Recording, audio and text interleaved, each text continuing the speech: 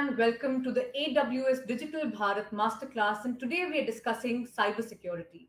Now we know that data breaches or cyber attacks for small and medium businesses could pose major threats to the companies, so much so that a breach could potentially lead to the closure of the business altogether. And the COVID-19 pandemic has exacerbated these attacks on SMBs. Almost 50% of small businesses reportedly experienced a cyber attack in the first 12 months of the pandemic. We are joined today by Dr. Pawan Duggal, President of cyberlaw.net and cyber law expert, and Kimberly Chow, who is a specialist security architect at AWS. Thank you so much for joining us. Dr. Duggal, we have seen that COVID-19 has had a huge impact in the way that businesses run, with remote working now becoming the norm instead of the exception. What impact do you think this has had in terms of cybersecurity? What are the implications of remote working in the new normal? That cybersecurity breaches will be now the new default option, our daily constant companion. I think when I look at the cybersecurity breaches that have happened during COVID-19, I can very clearly let you know that these breaches have massively increased. We need to appreciate that these breaches are occurring at the time when the golden age of cybercrime has already begun. So increasing cybercrime and increasing cybersecurity breaches are two sisters going hand with hand. And that's the reason why we are beginning to now find that ransomware is now impacting almost all major corporate sectors. Every 11 seconds, one company anywhere in the world becomes a victim of a ransomware attack. If that's the figure, and when you look at the exact losses that the world has actually suffered in 2020, you get an alarming picture. In the year 2020, thanks to these cybersecurity breaches, the world lost more than 8 trillion US dollars. However, that figure is no longer stationary. It's going down and is expected to even touch the figure of $8 trillion by the time we hit by the end of 2021. So I think cybersecurity breaches are now the new normal. We have to start living with it. Let's not get paranoid, panicky, or let's not start, hitting all our, shall I say, emotions. Kimberly, let me come to you. In the past, CISOs and security leaders have had trouble getting a seat at the table, with security seen more as a blocker or a check the box activity than a business enabler. Do you think this is still the case? What has changed in the new normal? Absolutely. So I kind of said it better than myself. The thing is, in the new normal, we're seeing an increase in connectivity across the workforce. Everybody is online. Most of our relationships are actually virtual, whether it's with our colleagues or our peers, or even the stranger who reaches out to join your networks via LinkedIn. And I think that actually business leaders, CISOs, as well as the board of directors are actually seeing that security is actually getting that seat at the table these days. Security is leading the way in terms of increasing budgets, increasing team sizes, and as well as increasing strategic impact. What we're seeing is that in the new normal, business leaders, CEOs, board of directors, and all of their like have started being held accountable for security lapses and incidents within the organization. So security is now more of a topic of strategic conversation for a lot of organizations, regardless of size, industry, or maturity. I believe that security is no longer just a checkbox activity, but it's actually becoming a business-aware kind of cybersecurity risk that we see a trend in. It's really becoming very important at the board level. Absolutely important points there. Dr. Duggal, I want to take the example of ransomware. And given that every ransomware is different, how can we proactively protect our organization? Of course, you said that we cannot predict cyber attacks or ransomware attacks, but what are some of the proactive steps that we can take, and how can we mitigate its impact proactively? So let's begin by the basic fundamental premise that we are a potential victim or a potential target of ransomware, and that ransomware as a phenomenon is likely to hit us or our systems at any given point of time. If we begin with a basic presumption, then to a large extent you can modify and customize your approaches with these kind of presumptions. So for example, I would want organizations to have immediate focus on backups of all their data, not just normal business data, but also sensitive data, confidential data, trade secrets. And those backups must not only be available at the location, there must also be a disaster recovery management systems available, so that have it at a separate location. From 172 countries across the world, over 3 years, they're telling you one story. The story is that there is a need for more capacity building. There's a need for strengthening the individual, because that's the weakest link in the cybersecurity ecosystem. No amount of technology can guarantee you that you will be 100% safe.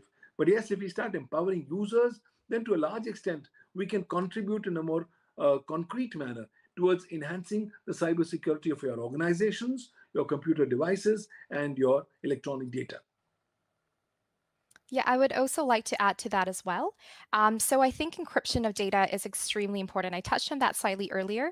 And I also want to say that really monitoring as well as automating your responses. So I've said that earlier, but I'll say it again. Make sure you've got a very robust monitoring and alerting system in place. Each of the items that I've actually mentioned earlier is a very powerful tool to help you protect against a ransomware event, but none will work unless you have very strong monitoring in place to validate your assumptions. Absolutely, some very important points where both of you, Dr. Dugal talked about reporting of cybersecurity incidents. Mhm. Kimberly, are you seeing a lot of companies coming out and reporting such incidents, or is it still them trying to brush it under the carpet or ignoring it? Are you seeing any trends like that? Absolutely. So what we're actually seeing is that with things such as the GDPR and all of those regulations that Dr. Dougal has actually mentioned, we now have a monetary imperative to actually make sure that we are reporting breaches in time. And I think that's extremely important to take away as well. It's not good enough to just sweep all of these incidents under the rug. It really is not only a moral imperative, but it actually will impact upon your organization's reputation if you do so.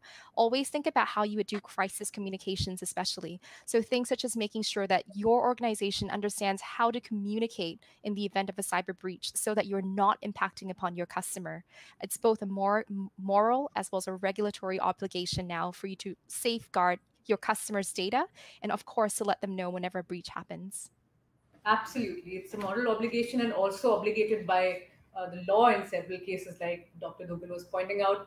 My last question is, taking a step away from the complexities of cybersecurity itself to the fact that there is still a challenge when it comes to hiring the best experts out there.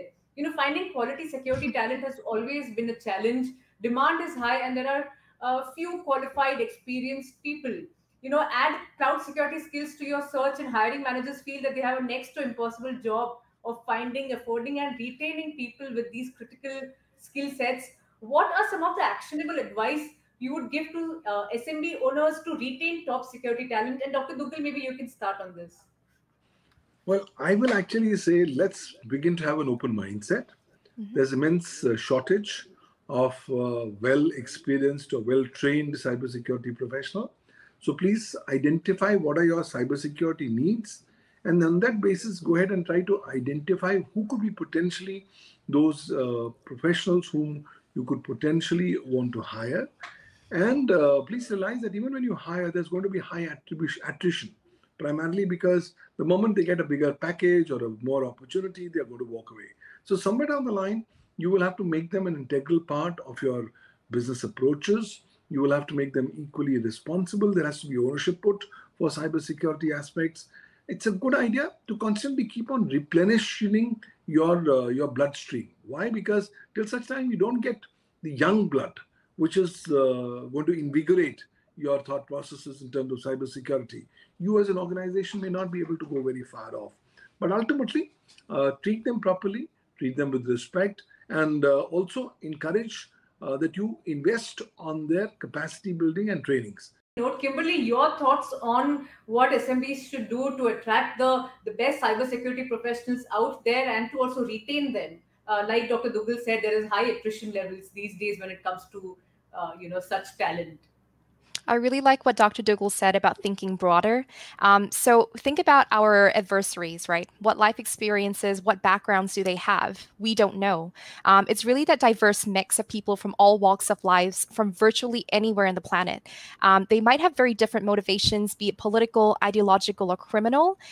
It's very, very difficult to pinpoint who these people might actually be. So therefore, our defenders should really reflect the same. When you think about it, our defenders should have unique, diverse backgrounds and life experiences. So I really believe that we give non-traditional IT backgrounds a chance. In security, we always say aptitude and willingness is actually more important than any kind of educational background. Exactly, Dr. Dougal said, training and awareness, making sure we actually have a robust educational program. Cybersecurity professionals are very curious by nature. Find that one person who wants to learn something about security and give them that opportunity to do that. Some very key points there by the both of you. This has been a very enlightening session and a lot of important takeaways for SMBs when it comes to all aspects of cybersecurity that we have discussed during this conversation. I want to thank you once more and for joining on this AWS Digital Bharat Masterclass on cybersecurity. Welcome to the AWS Digital Bharat Masterclass on digitizing your business. Now, in charting India's path towards economic recovery, SMBs are playing a pivotal role in accelerating the recovery and enabling long-term resilience. However, according to a recently conducted study, nearly 84% of SMBs reported difficulties in executing their digitization goals. While many of the SMB owners shifted their business online, a lot of them are still left behind either due to a lack of resources or a lack of knowledge. Now, as a part of the Digital Bharat initiative launched by CNBC-TV18.com and AWS, this masterclass will offer an easy and comprehensive guide to SMBs in successfully creating the digital roadmap. And we have some very esteemed speakers with us today. We have Raghavendra Balasubramanian, Head of SME Segment at Amazon Internet Services Private Limited, and Dr. Arun Singh, Global Chief Economist, Dun & Bradstreet, India. Gentlemen, thank you so much for joining us today for this masterclass. Raghavendra, let me start with you first. Even at the onset of the epidemic, those who adopted digitization managed to survive and thrive, while those who delayed the process struggled. What do you think are the critical factors which make digitization imperative for SMBs in the current scenario? Hey, thank you, Mugdha. And before I answer that question, let me thank CNBC-TV18 for hosting me here for this Digital Bharat Masterclass platform. It's indeed a pleasure to be here. So COVID-19, right, has been a massive human tragedy that has impacted communities around us, locally as well as globally. But it has also given rise to a perfect storm of digitization that is taking place across businesses of all sizes.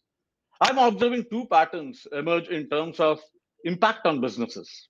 The first is businesses where revenues are down, right? But the need to support customers continues to increase. Example, travel and airlines, right? Where despite low volumes of business, customer service still continues to keep them informed of flight changes, booking options, etc. Second is a set of segments where we are seeing the opposite happening, where usage and revenues are growing at a rate never seen before. For example, in edtech, healthcare, financial services, retail and e-commerce, media and OTT platforms, to name a few, where organizations were challenged to scale at a speed that they were never prepared for or never used to, right? So the pandemic has also impacted digital transformation in two ways. First, it is the realization that digital is no longer an optional thing to do. Today, it's probably the most critical and in some cases, the only channel for organizations to reach their customers.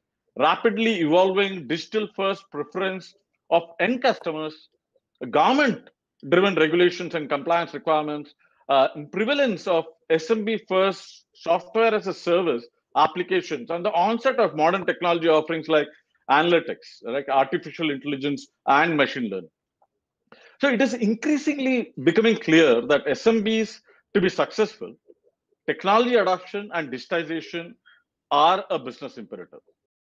Interesting points there, Raghavendran. And you talked about how technology adoption, digital adoption, cloud adoption is imperative for SMBs in this day and age. But Dr. Arun, the biggest challenge right now for small businesses is figuring out the starting point of the transition. Where do you think, according to you, should a company start the digital transformation? There are many aspects we can talk about, but two critical issues. We all know about this one, and that's what normally I call is a known issue: the budget constraint and required skill set that the most small businesses face when they talk about digital transformation today. if I talk about in that context, success of any program or the digital journey, and basically when the first point they start about digital transformation, all depend on the right choice of the vendors. But basically they're talking about what element they're talking about to digitize, and who are service provider who are basically around those framework to take those issue forward. The vendor should be someone who understands the specific business needs and an industry which the businesses operate today. In the data, we look at basically few elements, just three elements we look at, because we are talking about the journey starting digital transformation.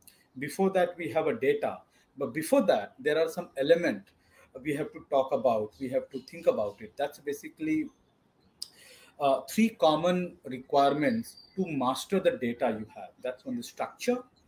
Second is the connectivity, and third is the quality. When we start and talk about the structure, that's basically most fundamental and most foundational aspect. You need to standardize what you call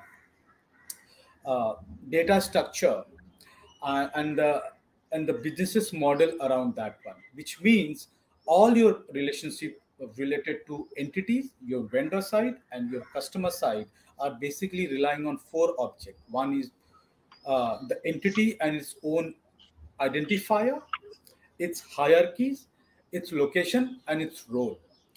The second part after structure comes to the connectivity, whether the data stream is connected to the outside your company or within the company. And within the company, when you talk about various stakeholder, whether your data is silos or is a part of your decision making, that's very critical aspect one has to think about it. Right, despite misconceptions, the pandemic has definitely accelerated digital adoption even among SMBs.